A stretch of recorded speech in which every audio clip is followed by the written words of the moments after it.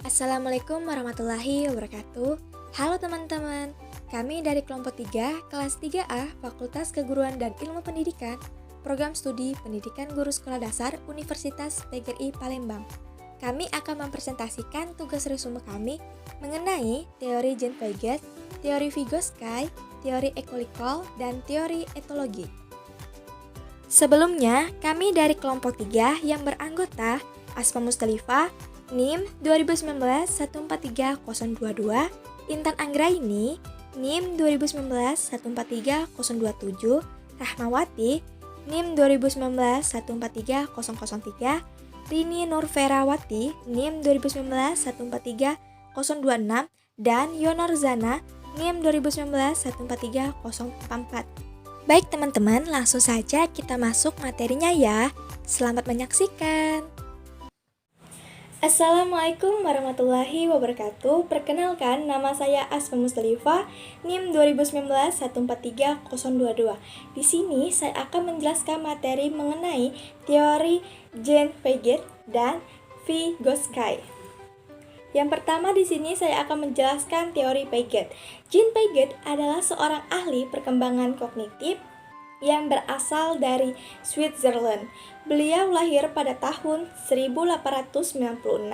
Ia dikenal sebagai ahli konstruktivis pertama yang beranggapan bahwa belajar merupakan proses pembelajaran yang ditemukan oleh diri sendiri. Maksudnya, proses belajar seseorang terjadi karena interaksi dan pengamatan yang dilakukan pada lingkungannya. Piaget percaya bahwa seseorang belajar dan mengolah pengetahuannya sendiri. Teori yang dijelaskan Piaget ini dikenal sebagai teori konstruktivisme. Pada teori tersebut, Piaget menjelaskan bahwa ada 4 tahapan anak dalam perkembangan. Yang pertama yaitu tahap sensorimotor. Itu pada usia 0 sampai 2 tahun. Kedua, tahap praoperasional pada usia 2 sampai 7 tahun dan tahap operasional konkret pada usia 7 sampai 11 tahun. Tahap operasi formal 11 tahun ke atas. Yang kedua yaitu, sementara itu Vygotsky merupakan seorang psikolog perkembangan yang lahir di Rusia pada tanggal 5 November 1896. Vygotsky merasa kurang setuju dengan pendapat Piaget yang meyakini bahwa pengetahuan anak didapatkan melalui dirinya sendiri. Pada temuan Vygotsky di awal pada abad ke-20, ia mengoreksi bahwa perkembangan kognitif anak juga dihasilkan dari hasil interaksi dan pengamatan dari lingkungan dan masyarakat. Ia sangat meyakini bahwa perkembangan anak juga didapatkan dari pengaruh sosial-kultural. Pada teori Vygotsky terdapat 2 konsep, yaitu ZPD atau Zone of Proximal Development dan Scaffolding. ZPD adalah kemampuan seseorang dalam memecahkan suatu masalah tanpa melibatkan orang lain. Sedangkan scaffolding adalah pemberian sejumlah bantuan yang diberikan pada anak dan seiring berjalannya waktu, pemberian bantuan tersebut dikurangi dan memberikan alih tanggung jawab seutuhnya pada anak. Pada pengaplikasian teori Vygotsky ditemukan bahwa selain guru dan pembimbing, teman sebaya juga berpengaruh penting pada perkembangan kognitif anak, dan meski dalam hal ini peserta didik harus terlibat dalam proses pembelajaran aktif, para pembimbing juga harus secara aktif mendampingi jalan pembelajaran tersebut. Terima kasih. Selanjutnya, materi selanjutnya akan dijelaskan oleh Saudari Intan Anggraini. Perkenalkan, nama saya Intan Anggraini, NIM saya adalah 2019143027. Baiklah, di sini saya akan menjelaskan tentang perannya terhadap perkembangan kognitif, prioritas Piaget atau Vygotsky. Oke, saya akan menjelaskannya. Dalam perkembangan bahasa pada anak, dalam teori maupun Vygotsky yang dikemukakan bahwa interaksi sosial memegang peranan penting dalam perkembangan kognitif seseorang. Keberadaan dua teori ini menyatakan dianggap berpengaruh walaupun memiliki perbedaan yang cukup jelas. Piaget menyatakan bahwa kemampuan kognitif seseorang berkembang sesuai dengan usia pertentangan. Dengan itu, tanpa terlihat tentang rentang usia. Vygotsky menyatakan bahwa perkembangan kognitif seseorang mempelajari sesuatu secara mandiri tanpa adanya ketergantungan dari pihak lain. Oke, materi selanjutnya akan dijelaskan oleh Saudari Rahmawati. Presentasi dari Saudari Intan dengan materi teori ekologikal atau teori ekologi merupakan sebuah teori yang menekankan pada pengaruh perkembangan setiap individu, di mana perkembangan peserta didik merupakan hasil interaksi alam sekitar dengan peserta didik tersebut, yang fokus utamanya adalah pada konteks di mana anak tersebut tinggal dan orang-orang yang dapat mempengaruhi perkembangan anak tersebut. Kemudian ada 5 keadaan sistem lingkungan yang dapat mempengaruhi perkembangan anak. Yang pertama ialah mikrosistem, ialah di mana anak tersebut menghabiskan banyak waktu luang. Anak berinteraksi kepada semua orang, termasuk keluarga, teman sebaya, sekolah, ataupun juga kepada tetangga. Yang kedua adalah mesosistem, ialah bagaimana anak tersebut mendapatkan pengalaman dalam keluarga dengan juga di luar keluarga. Bisa juga didapat dari sekolah.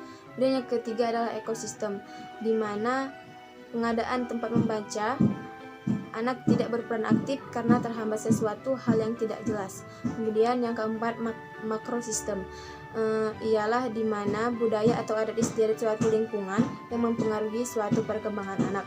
Kemudian yang kelima adalah kronosistem, di mana kondisi sosiohistoris dari perkembangan anak itu kejadian yang mempengaruhi cara mengelola kegiatan yang dilakukan nantinya terhadap keuangan si anak.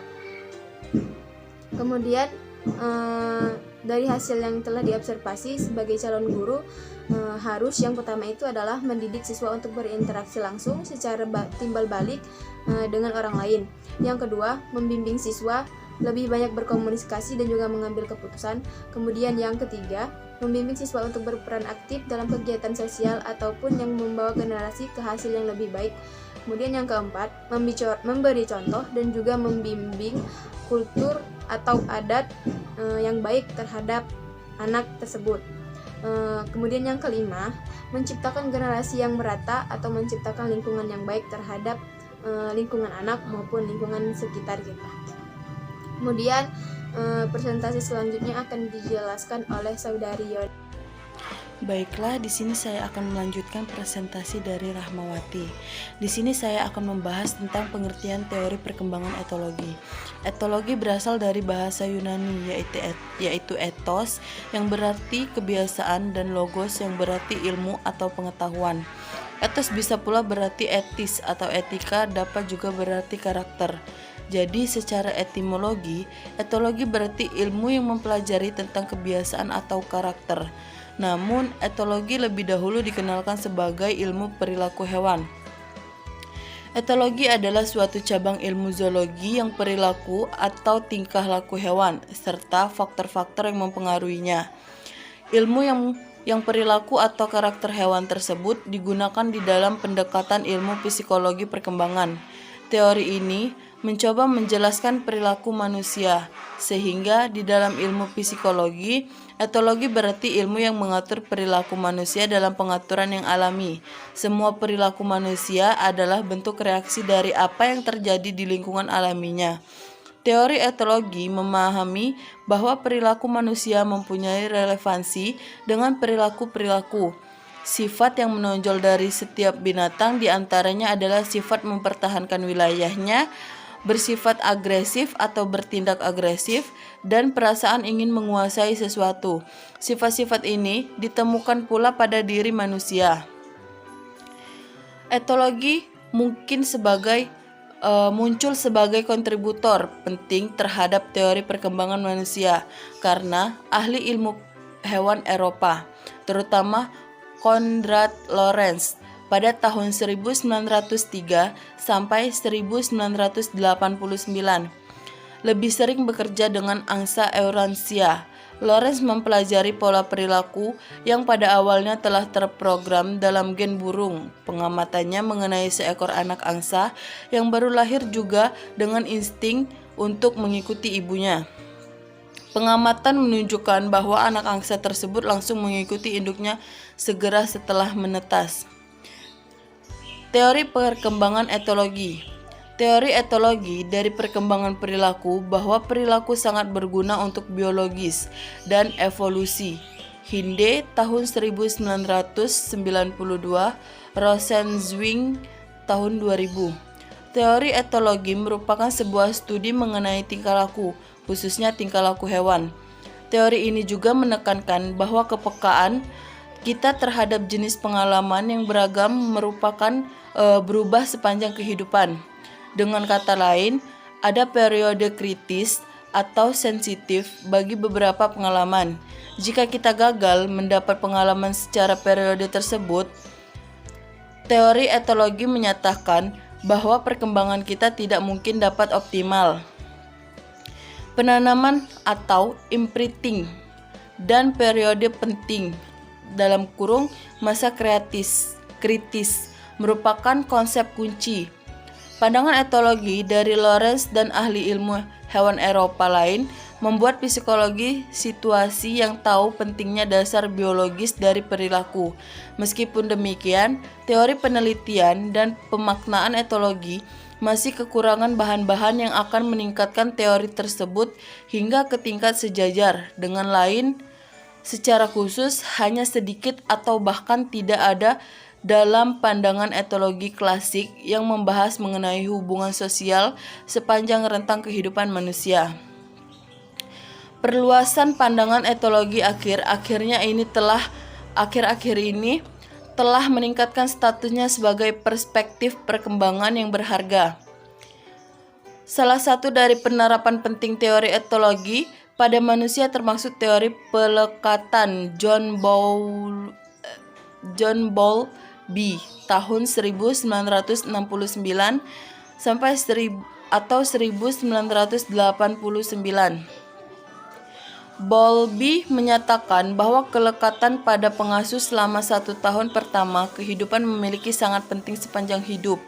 Dalam pandangannya, jika kelekatan ini positif dan aman, seorang mempunyai dasar untuk berkembang menjadi individu yang kompeten, yang memiliki hubungan sosial positif dan menjadi matang secara emosional. Jika hubungan kelekatannya negatif dan tidak aman, etologi menekankan bahwa perilaku sangat dipengaruhi oleh biologis terkait dengan evolusi dan kejadian oleh suatu periode penting atau peka. Pendekatan metodologi dalam etologi, pendekatan yang memahami tingkah laku dengan peraturan yang alamiah. Langkah-langkahnya: 1. Mengetahui informasi tentang spesies tersebut sebanyak mungkin. Yang kedua, mengamati tingkah laku khasnya. Yang ketiga, membandingkan dengan tingkah laku spesies lainnya. Mungkin itu saja materi yang dapat saya sampaikan. Selanjutnya akan dilanjutkan oleh Rini. Saya akan memberikan penjelasan dari saudara Yonan Nujana. C. Tokoh-tokoh dalam teori etologi. Etologi modern yang pertama, Konrad Lorenz, Australis pada tahun 1903 sampai 1989 sebagai Bapak Modern Etologi atau Father of Modern Ethology yang telah meraih hadiah pada Nobel pada tahun 1973 dan ia adalah seorang psikologi, zoologi atau ornitologi berkebangsaan Australia. Tokoh yang kedua,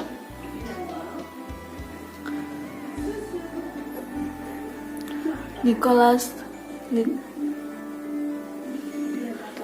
Tinbergen, The Hague 1907 sampai 1988.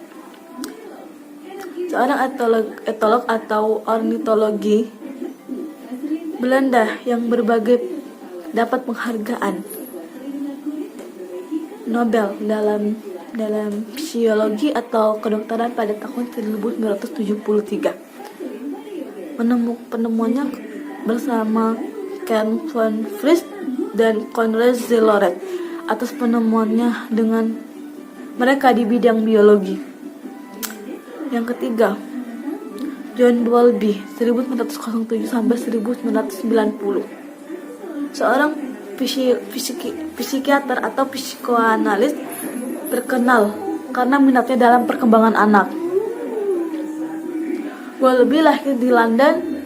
Teori Bowlby adalah teori kelekatan, dipengaruhi oleh teori evolusi atau observasinya pada perilaku hewan. D. Fase-fase kelekatan pada teori perkembangan etologi.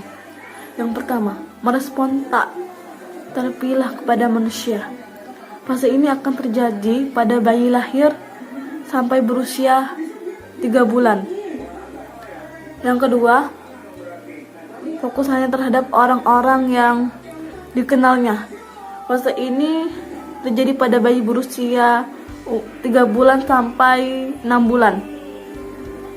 Dan yang ketiga, kemelekatan yang intens dan pencarian kedekatan yang aktif terhadap orang-orang sekitarnya. Fase ini terjadi saat bayi berusia 6 bulan sampai 3 tahun. Mekanisme perkembangan. Yang pertama, lagi menekankan pada proses biologis yang berintegrasi dengan pengalaman. Yang kedua, sebagai tambahan dari perubahan biologis sepanjang rentang kehidupan, terdapat kemampuan belajar inner yang bersifat umum dan spesifik. Ketiga, kemampuan belajar yang dibangun sampai sistem saraf. Inilah yang memungkinkan organismenya dapat belajar dari pengalamannya. Dan yang keempat, etologi juga mempelajari perilaku yang dipelajari oleh learned behavior yang ditunjukkan untuk adaptasi. Baik, itulah hasil dari presentasi resume kami. Semoga dengan video ini kalian lebih memahami materi yang kami sampaikan. Terima kasih, kami akhiri. Wassalamualaikum warahmatullahi wabarakatuh.